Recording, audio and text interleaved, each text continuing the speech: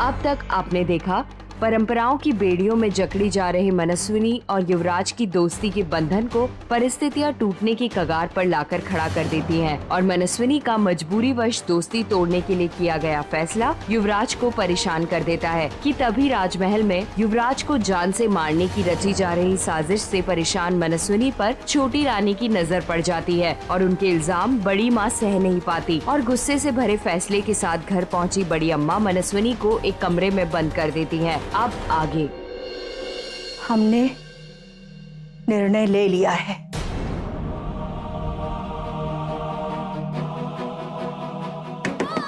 बड़ी अम्मा दरवाजा खोलिए, हमें से बंद करके मत रखिए बड़ी अम्मा। इसका मतलब आप मनु को? जी बड़ी अम्मा दरवाजा खोलिए ना।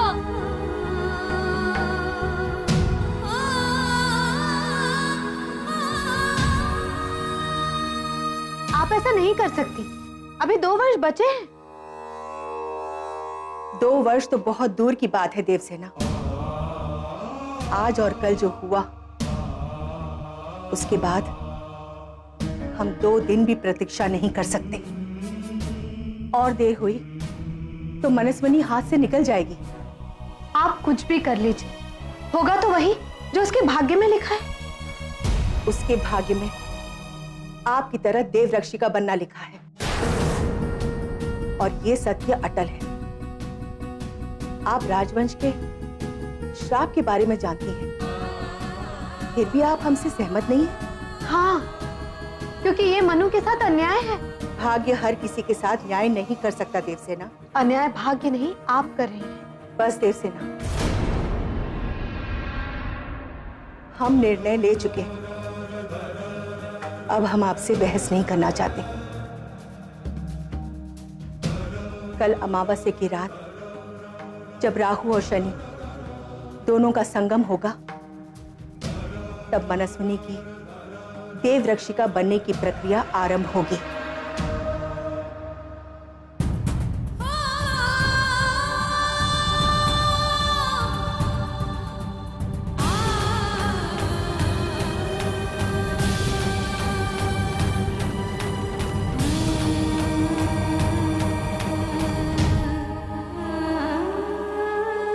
माँ, अगर हम मनु से मिलने चले भी गए तो इसमें कौन सी बड़ी बात हो गई? वो हमारी दोस्त है। मनस्विनी आपकी दोस्त कभी नहीं हो सकती। मनु हमारी दोस्त क्यों नहीं हो सकती माँ? क्योंकि हर जंजीर दिखाई नहीं देती युवराज। आप, हम, इस महल के सभी लोग एक ऐसी ही जंजीर से बंधे हुए हैं, नियमों की जंजीर। हम ऐसा कोई नियम नहीं मानना चाहते माँ, और ना ही इस बारे में कुछ सुनना चाहते हैं। युवराज,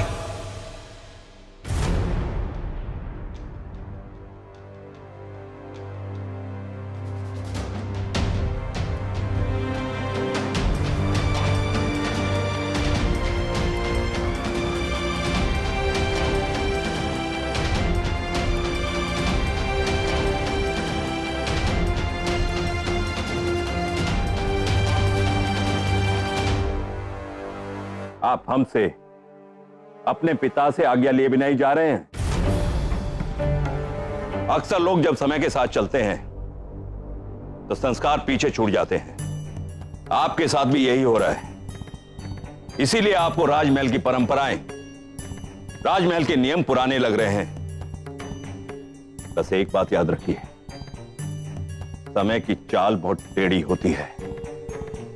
जो समय पर संस्कार की उंगली थामकर नहीं चलते, वो बहुत बुरी तरह गिरते हैं। आपने भी कई गलतियां की हैं, लेकिन हमने आपको हर बार यही सोचकर क्षमा कर दिया है कि राजमहल की परंपराओं का बोझ उठाने के लिए आप अभी बहुत छोटे हैं। पर कल आप 18 वर्ष के हो जाएंगे। कल के बाद राजमहल की परंपराओं का बोझ आपके कंधों पर होगा।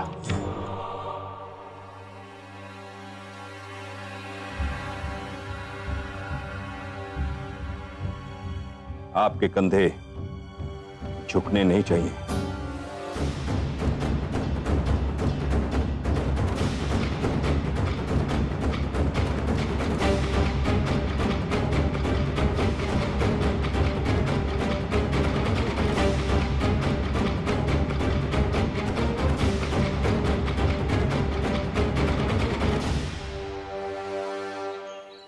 बड़ी अम्मा, मनस्विनी आज तक जो सपना देखती आई वो अवश्य पूरा होगा, पर वो अभी बहुत छोटी है।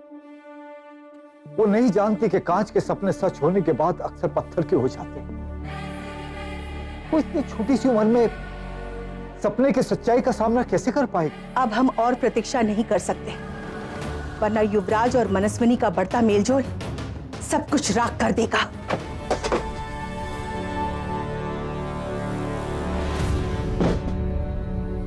युवराज, हम और आपके पिता आपके दुश्मन नहीं हैं। हम जो कुछ भी कर रहे हैं इस राज परिवार की रक्षा के लिए कर रहे हैं। और मनु के परिवार का क्या बड़ी रानी? अपने परिवार की रक्षा के लिए आप मनु के परिवार की बलि चढ़ा रही हैं। मनस्विनी देव रक्षिका बन रही है आपकी रक्षा करने के लिए। आप एक परंपरा के लिए मनु की सारी खुशियों को जला देना चाहती हैं, और हम मनु की खुशियों के लिए इस परंपरा को जला देंगे। युवराज, ऐसा मत कहिए। ये राज परिवार परंपराओं पर ही टिके। अगर ये परंपराएं ही नष्ट हो गई तो हमारे पास बचेगा क्या? तो फिर हमारी भी एक परंपरा है बड़ी रानी। हम हर साल अपने जन्मदिन पर सबसे पहले मनु का चेहरा देखते हैं, और इस साल भी हम मनु का ही चेहरा देखेंगे।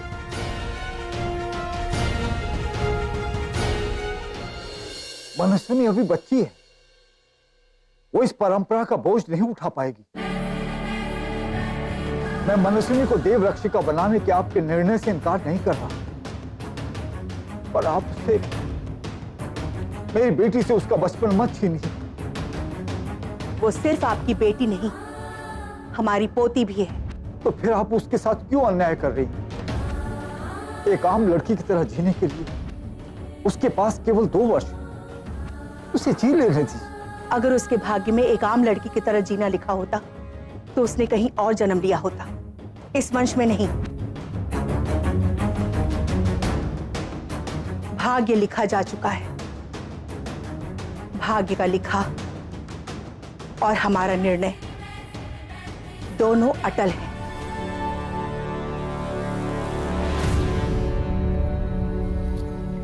अगर मैंने कुछ नहीं किया तो वो लोग माधव को।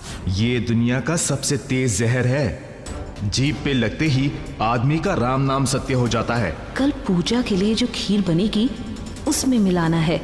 युवराज माधव ये खीर खाते ही एक पल में ढेर हो जाएंगे। बेचारे का जन्मदिन मरण दिन में बदलने वाला है। कुछ तो कुछ करना पड़ेगा।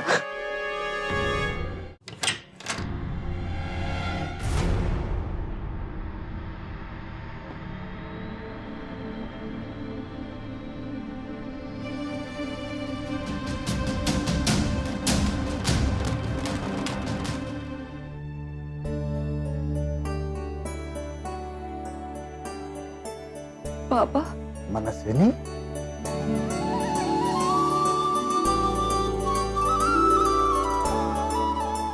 कहाँ जा रही थी? ये मत पूछिए बाबा, बस इतना समझ लीजिए कि मेरा इस वक्त यहाँ से जाना बहुत जरूरी है। तू कहीं नहीं जा सकती मनस्विनी।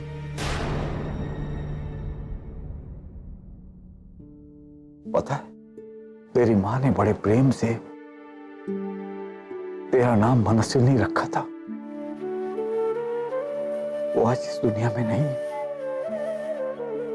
लेकिन जब भी मैं तुझे इस नाम से पुकारता हूं तो मुझे ये लगता है कि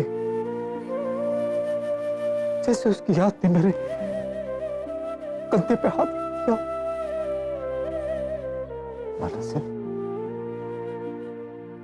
मनस्विनी, क्या हुआ बाबा?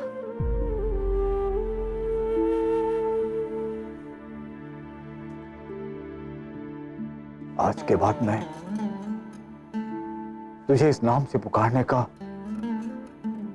अधिकार खो दूंगा, और ना ही तू मुझे बाबा कह पाएगी, और ना ही मैं तुझे अपने सीने से लगा पाऊंगा। पर क्यों बाबा? ऐसा क्यों? क्योंकि बड़ी अम्मा ने निर्णय ले लिया है। कल से तेरी देव रक्षिका बनने की प्रक्रिया आरंभ हो जाएगी।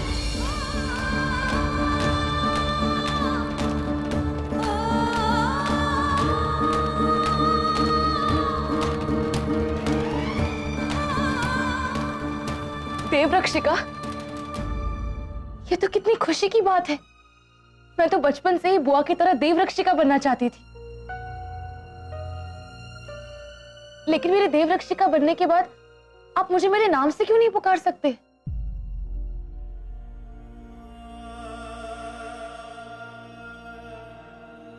क्योंकि देवरक्षिका का रिश्ता सिर्फ अपने फर्ज से होता है।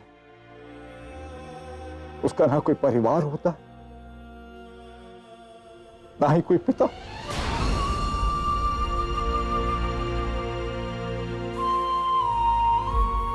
बस होता है सिर्फ उसका धर्म। पर बाबा, देवसेना बुआ मुझसे कितना प्यार करती है।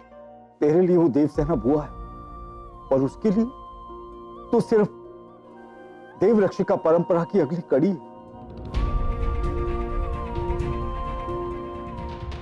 बाबा, मेरे देवरक्षिका बनने के बाद अब मेरे बाबा नहीं रहेंगे।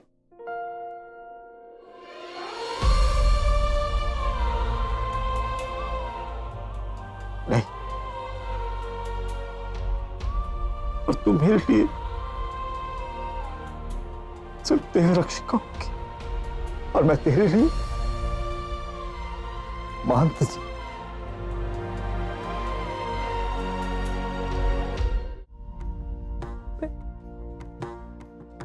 मैं और माधव अब दोस्त नहीं रहेंगे बाबा। नहीं बाबा, ऐसे कैसे हो सकता है? वो भी ऐसे समय में जब माधव की जिंदगी को। ये जो कुछ भी हो रहा है ना, युवराज माधव के प्राणों की रक्षा के लिए हो रहा है। देवरक्षिका की प्रथा राज परिवार की रक्षा के लिए आरंभ हुई थी। अब इस प्रथा को तू आगे बढ़ाएगी मनस्विनी। अब तेरा नाम लेने की आदत छोड़नी होगी। बाबा रुकिए।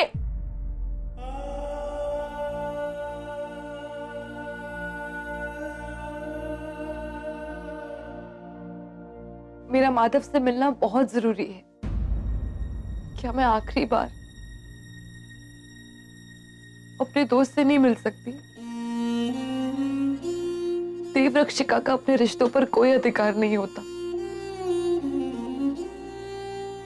पर यादों पर तो होता है ना। उन्हीं यादों को समेटने का मौका नहीं देंगे बाबा। आज अगर तुम इस चौखट से बाहर गई तो ये समझ लेना कि तुम युवराज के प्राणों को संकट में डाल रही हो। अब तुम्हें निर्णय लेना है कि तुम क्या चाहती हो। देवरक्षिका बन के युवराज के प्राणों की रक्षा या इस चौखट को लांघकर युवराज के प्राणों को संकट में डालना चाहती हो। मुझे माफ कर दो माधव, पर ये परंपरा तुम्हारे और तुम्हारे परिवार की रक्षा के लिए है। अगर इसे तोड़ने से तुम्हारे ऊपर कोई खतरा आएगा तो मैं इस परंपरा को कभी नहीं टूटने दूंगी।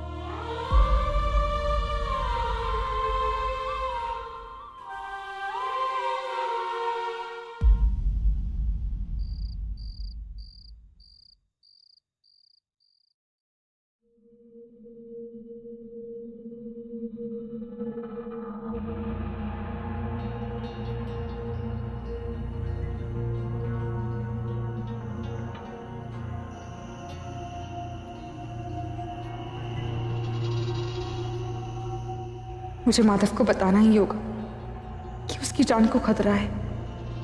मैं तो बाहर नहीं जा सकती, पर कोई और तो ये संदेश लेकर जा सकता है ना।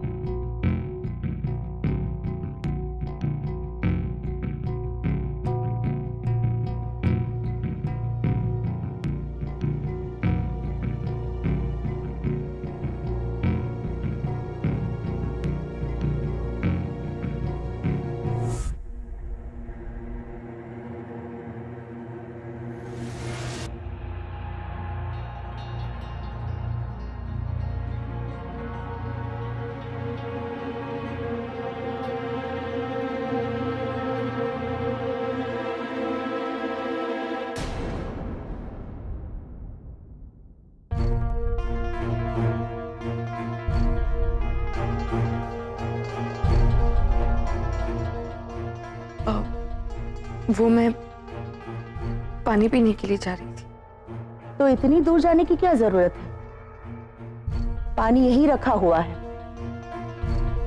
पी लो और चुपचाप सो जाओ।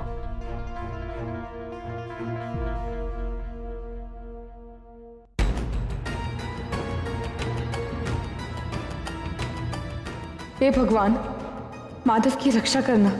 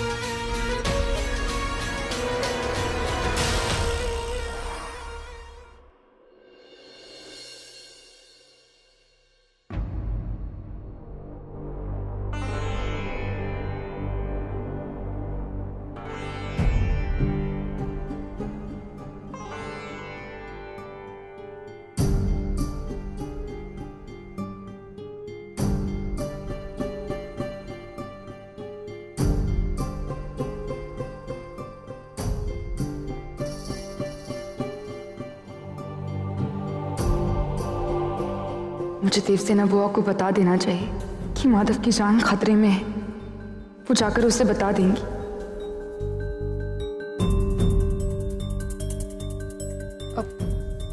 बड़ी अम्मा, वो चुपचाप बैठे रहो। कहीं जाना है?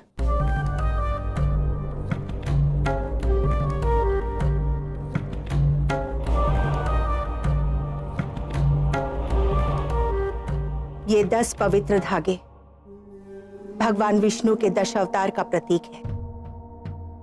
मत्स्य अवतार, कर्मा अवतार, वराह अवतार, नरसिंह अवतार, वामन अवतार, परशुराम, राम, कृष्ण, बुद्ध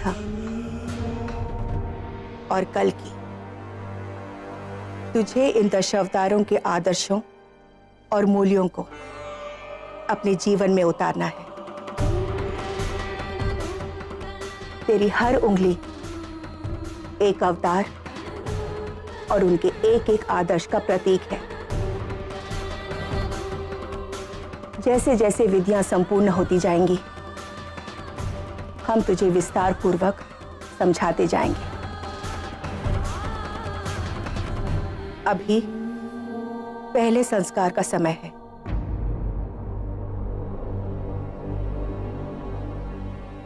इसे लेकर आओ।